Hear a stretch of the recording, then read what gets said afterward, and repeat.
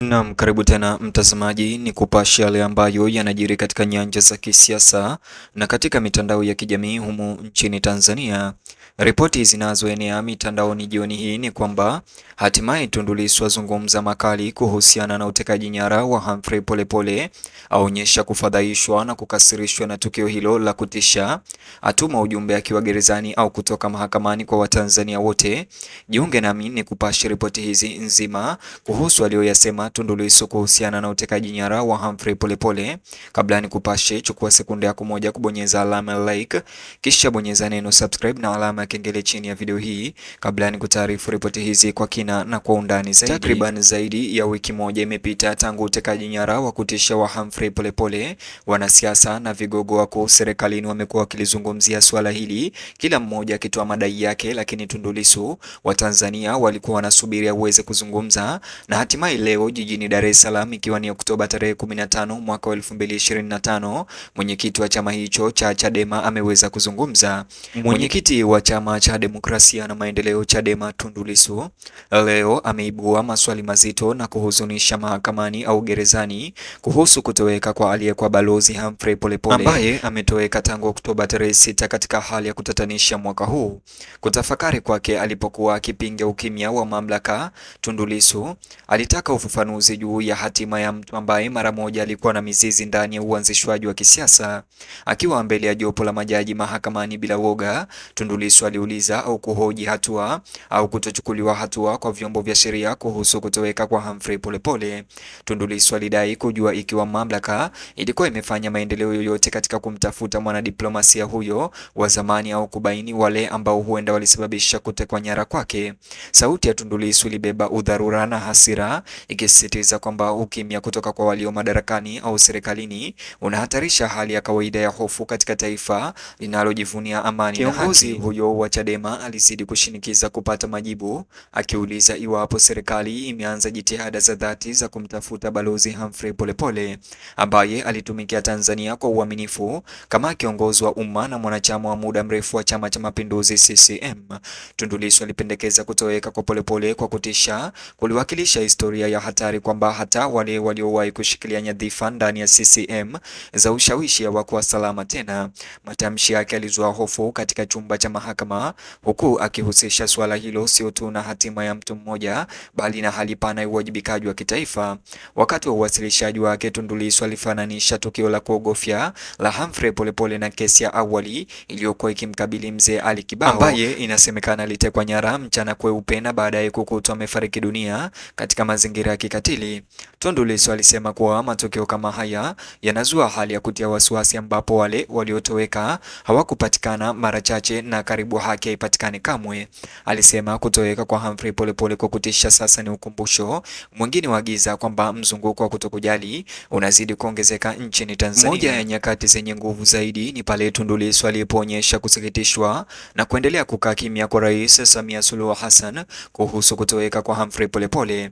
Alihoji ni vipi mtu mashuhuri kama huyo angeweza kutoweka bila kutambuliwa kwa umma au kuhakikisha kutoka kwa afisi kuu zaidi nchini. Kwa Tundu Lissu, kutokuwepo kwa taarifa rasmi kutoka kwa Rais Samia haikuwa uangalizi tu, ilikuwa ni taswira ya kusitasita kwa kina kimfumo kukabiliana na ukweli usiofaa. Alipinga dhamiri ya maadili ya serikali, akiuliza kama kutoweka kwa Polepole kumepuuzwa kwa urahisi kwa sababu mwanadiplomasia hakuwa tena ndani ya mzunguko wa ndani wa mamlaka ya CCM. Tundu Lissu alionya kuwa iwapo mtu aliyewahi kulitumikia taifa kwa uaminifu anaweza kutoweka bila kujulikana, bali wananchi wa kawaida wataachwa hatarini zaidi. Chumba cha mahakama kilikaa kimya, huku maneno yake yakirejea hofu ya Watanzania wengi walioshuhudia kesi za aina hiyo zikififia bila kupatiwa ufumbuzi. Katikati ya hotuba yake, Tundu Lissu alisisitiza kuwa jukumu la serikali si kutawala tu, bali kulinda. Alikumbusha mahakama hiyo kuwa katiba ya Tanzania inazingatia haki ya kuishi na usalama, haki ambazo zinaonekana kuwa tete mbele ya matukio ya utekaji nyara yasiyoelezeka kama vile kutoweka kwa Humphrey Polepole. Alisisitiza kuwa ukimya katika masuala hayo ni ushirikiano, na kwamba uwazi ndio njia pekee ya kurejesha imani kati ya wananchi na serikali yake.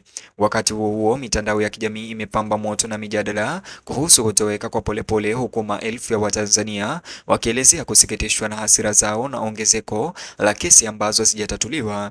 Tundu Lissu aliambia mahakama kwamba majadiliano haya ya mtandaoni aliwakilisha taifa lenye makali, moja ya kutamani kuhakikishiwa kwamba viongozi wake bado anathamini haki.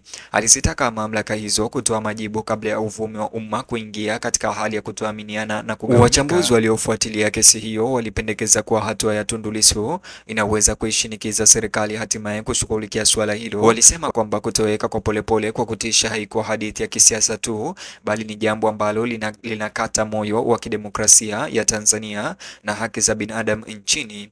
Baadhi yao walionya kwamba kuendelea kukaa kimya kutoka kwa mamlaka kunaweza kuharibu sifa ya kimataifa ya nchi kama nchi tulivu na iliyo wazi. Katika jamii kote nchini Tanzania, hofu inaendelea kukua, wananchi wa kawaida wakiona jinsi kutoweka kwa Humphrey Polepole kukiwa bado kutatuliwa, wameanza kuhoji iwapo usalama wao wenyewe bado unaweza kuhakikishwa.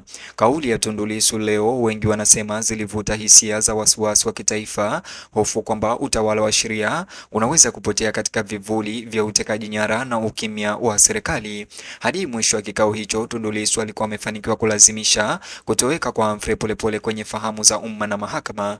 Msisitizo wake mkali juu ya uwajibikaji ulipinga sio tu mfumo wa haki, lakini pia uadilifu wa maadili ya serikali yenyewe. Waangalizi walibaini kuwa hali ya mahakama ilizidi kuwa nzito, huku maneno yake yakizidi kuzama na kuwaacha wafuasi na wakosoaji wote wakiwa na ukweli usiofurahisha kwamba Tanzania iko katika wakati mwafaka wa kidemokrasia.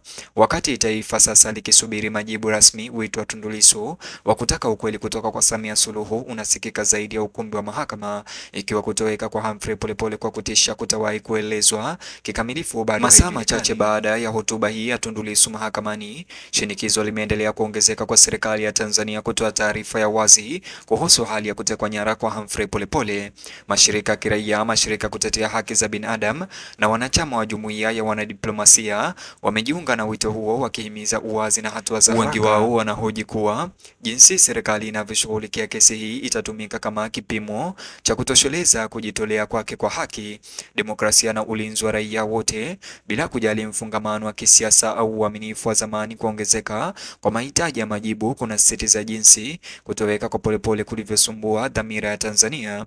Hatimaye uingiliaji wa kijasiri wa Tundu Lissu umeibua mazungumzo ya muda mrefu kuhusu uwajibikaji wa serikali ya Samia Suluhu Hassan kwa taifa ambalo limejivunia kwa muda mrefu juu ya amani na umoja. Siri inayozunguka kutoweka kwa Humphrey Polepole inawakilisha wakati dhahiri ambao hutoa changamoto kwa Watanzania kuamua ikiwa itakabiliana na dhuluma au kuendelea kuacha kimya kitawale hadi ukweli utakapodhihirika. Maneno ya Tundu Lissu na kutokuwepo au kutekwa nyara kwa Polepole yataendelea kusikika nchi nzima na kuwakumbusha Watanzania wote kwamba demokrasia inaweza kustawi pale tu kila raia, bila kujali hadhi yake, anapoonekana kusikilizwa na kulindwa.